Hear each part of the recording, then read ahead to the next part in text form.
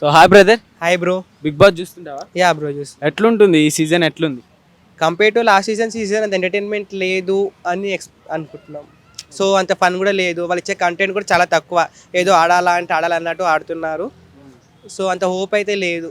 ఎవరు గెలుస్తారు, ఎవరు టాప్ 5 వరకు ఉంటారు, ఏం సంగతి అంత అయితే ఎక్స్పెక్ట్ ఎవరి మీద లేదు. టాప్ 5 వరకు అయితే మనము నిఖిల్ గారు కానీ, పృథ్వీ గారు, విష్ణుప్రియ గారు, ప్రేరణ గారు, ఆదిత్య గారిని ఎక్స్పెక్ట్ చేస్తున్నారు.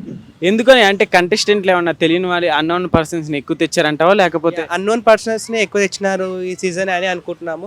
లైక్ ఎవ్రీ సీజన్ ఒక సింగర్, ఒక డాన్సర్, ఒక యాక్టర్ అలా ఉంటారు. ఈసారి ఎవరు ఎగ్జాక్ట్లీ సింగరు, ఎవరు డాన్సరు అయితే కనిపెట్టలేకపోతున్నాం. ఓకే, ఎట్లుంది విష్ణుప్రియ గేమింగ్, ఎట్లుంది? రీసెంట్గా మనం చూసుకుంటే సోనియా కూడా ఎలిమినేట్ అయింది కదా.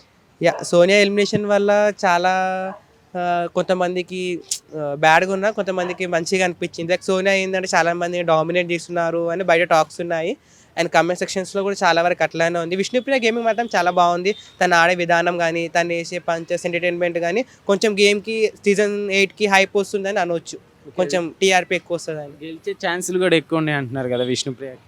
గెలిచే ఛాన్సెస్ అని ఎక్స్పెక్ట్ చేయలేదు, కానీ టాప్ 5 వరకు అయితే ఉండొచ్చు విష్ణుప్రియ కనుక కంటెంట్ చాలా ఇస్తే. ఓకే, ఇప్పుడు మేల్లో చూసుకుంటే నిఖిల్, అట్లానే ఆదిత్య ఓం గారు కావచ్చు. సో స్ట్రాంగ్గా ఎవ్వరూ లేరు అంటున్నారు, నీ ఒపీనియన్ ఏంటి? లే గేమ్ మేల్స్లో చూసినైతే నిఖిల్ గారు కానీ తను ఉంటాడు, తను ఇస్తాడు. ఆదిత్య గారిని ఇంకా తను కంటెంట్ ఇంకా చాలా ఇవ్వాలా, ఇంకా తను చాలా వరకు ప్రయత్నించాలా.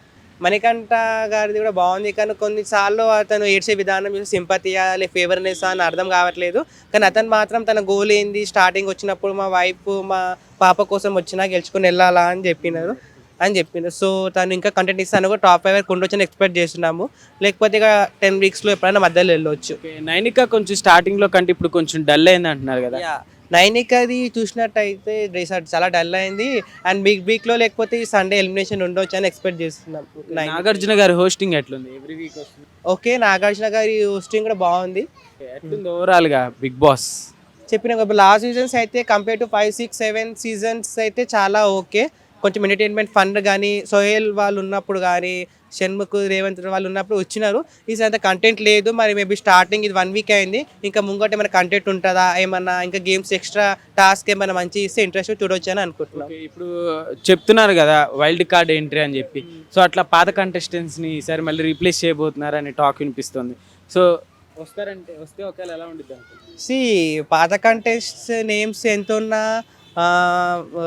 అవినాష్ గారు కానీ, మన రోహిణి గారు కానీ వస్తుందని ఎక్స్పెక్ట్ చేస్తున్నారు. చాలా వరకు అదే బయట టాక్ అనిపిస్తుంది. కానీ వాళ్ళకి ఏమన్నా బెటర్, కొత్త కంటెస్ట్ వేరే వాళ్ళని తీసుకొస్తే వాళ్ళకి ఛాన్స్ ఇస్తే బెటర్ అని అనుకుంటున్నాము. వచ్చిన వాళ్ళకి ఇంకా మన ఉన్న కంటెస్టెంట్స్కి టఫ్ కాంపిటీషన్ ఉన్నా కానీ వాళ్ళు వచ్చి వెళ్ళిన వాళ్ళకి ఒక ఐడియా ఉంటుంది. ఈ ప్రజెంట్ ఉన్న వాళ్ళకి ఏమో ఆడుతున్నాము అని ఉన్నా కానీ అంత కుదరకపోవచ్చు, అంత ఫన్ రాకపోవచ్చు అని ఎక్స్పెక్ట్ చేస్తాం.